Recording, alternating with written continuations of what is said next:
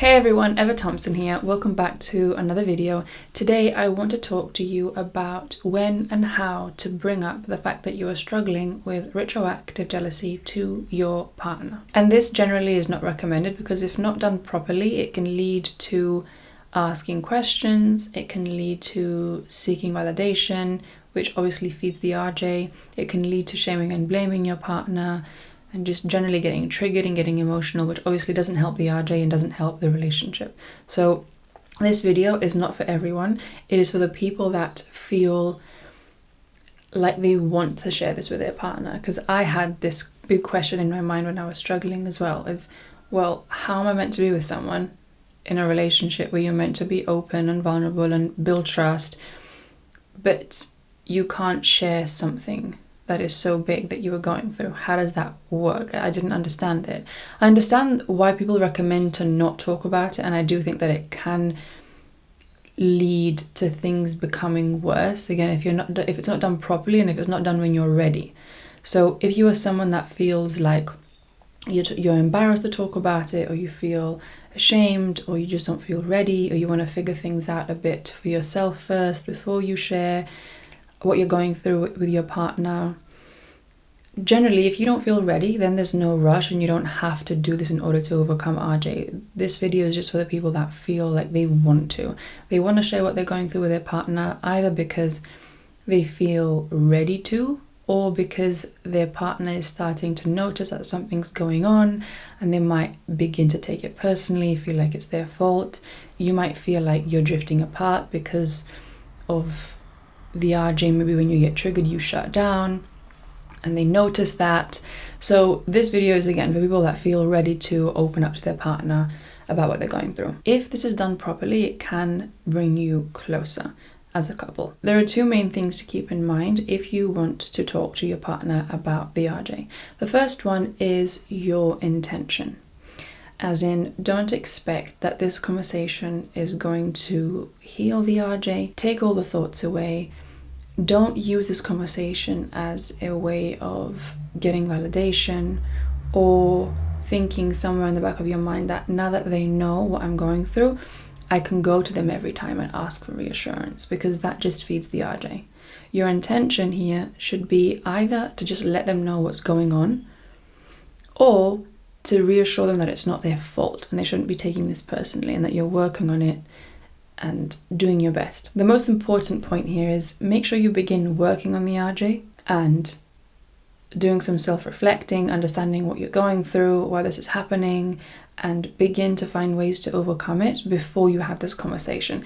Just because you don't want to go into this expecting that they're going to fix everything, or expecting to sneakily get answers to your questions, because you probably shouldn't have the conversation at all if this is what you are thinking. Secondly, make sure you have this conversation when you are feeling calm, when you're not triggered, when you're not feeling emotional in any way, because obviously that can lead to things getting a bit out of control and you might say things or act in a certain way that you probably will regret later on. So make sure you are calm.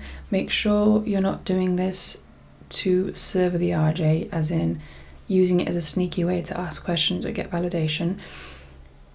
The main intention should be to just be open about what you're going through and let them know so they don't start taking it personally.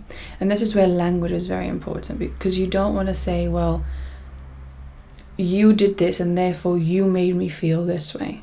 You don't want it to come across as blaming them or shaming them in any way. It's better to say, I am getting these intrusive thoughts about your past. I am having these feelings when I get these thoughts and these mental movies. It is not your fault. I am working on it, and I really hope I overcome it soon so it doesn't become an issue in our relationship. I'm not telling you so you can reassure me. I'm not telling you so you can fix anything. It is my responsibility and I am working on this. Maybe you can tell them how you feel about the fact that you have RJ. If you feel ashamed, if you feel embarrassed, if you feel anxious, you can talk about your feelings when you experience, so they know, just so again you can be open. But don't use any language that is going to make them feel like it's their fault. Lastly, I want to talk to you about what to do if you have had the conversation, they have understood it, you are committed to working on yourself and getting rid of the RJ, but after a few days you get triggered and you're experiencing the intrusive thoughts and they don't know what to do. You don't want to fall into the trap of, oh, now that they know, they can give me a reassurance, they can answer my questions, because that's just feeding the RJ. In the moment, they feel they're helping by reassuring you, and you might feel temporary relief, but it's not forever, it's not long lasting, and it's not going to make the relationship and the RJ any better. So what I would recommend is having some sort of code word. So you get triggered and you tell them, I'm getting some thoughts, or I feel anxious, or however it is you want to let them know what you're going through. And then as an RJ sufferer, you need to know what you need in that moment in a way that is not going to feed the RJ. So that could be, I feel anxious right now, I need a hug. I feel angry right now, I'm getting some thoughts, I need to take some space. And they need to respect that without trying to fix it for you. So they'll give you that space. But in this way, they can reassure you and be supportive without feeding the RJ. So know yourself as the RJ sufferer. Know what you need when you get triggered. Do you need a hug? Do you need them to tell you that they love you? Do you need them to leave you alone? But if you choose words of affirmation, as in for them to tell you that they love you or that they are there for you, make sure that it doesn't have to do with the past. As in, as the RJ sufferer, don't tell your partner, okay, when I'm anxious, when I get triggered and I tell you this code word, you need to tell me that everyone in your past was horrible and I'm the best. Because again, it has to do with the past. You can seek reassurance from your partner, but it can't be based on the past. It can be a hug, it can be some space, it can be them telling you that they love you, that they are there for you, but it can't really go further than that. Because then we get into asking questions, comparisons, them talking about their past, you getting more and more triggered, you getting more emotional, feeding the RJ, maybe blaming them, and it just is going to get out of hand.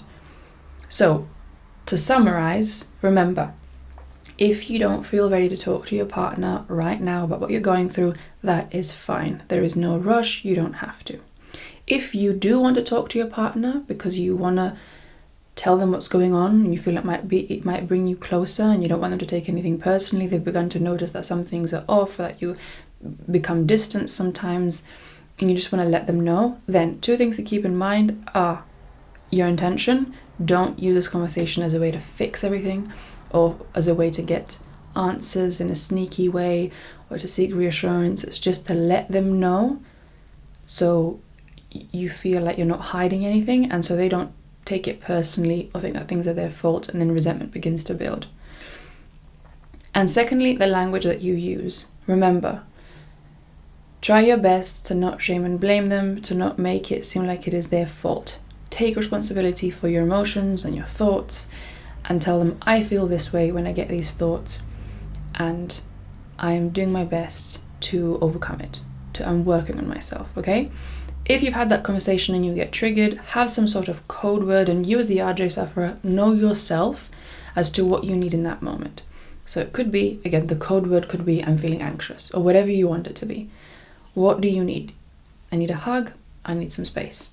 As the RJ sufferer's partner, if they need space, don't take it personally, don't try to fix it, don't run after them, don't give them reassurance. It is not helping in the long run. Once your partner knows what you are going through and they are trying to be supportive, remember to not abuse that and use that to feed the RJ.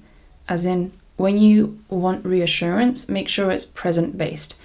Like I've said, it's a hug, it's give me some space, it's tell me that you love me, whatever it is, and it's good to have it pre-planned. So again, know yourself as the RJ sufferer, know what would help the most, and tell them. So when you get anxious and you get triggered, you just say that word, whatever code word you have, and they can either leave you alone or give you a hug or say whatever you want them to say. Again, these words cannot have anything to do with the past. It's not, I love you and I hate everyone else in my past, or I love you and I don't want to be with anybody else. It's present based, only you and your partner in your relationship today. So guys, I hope this video did help you. Let me know down in the comment section below if you got any questions. It's not for everyone. If you don't feel ready to do it, don't. If you do, I hope that this helps you. And again, any questions you have, let me know, and I will see you in the next video. Take care.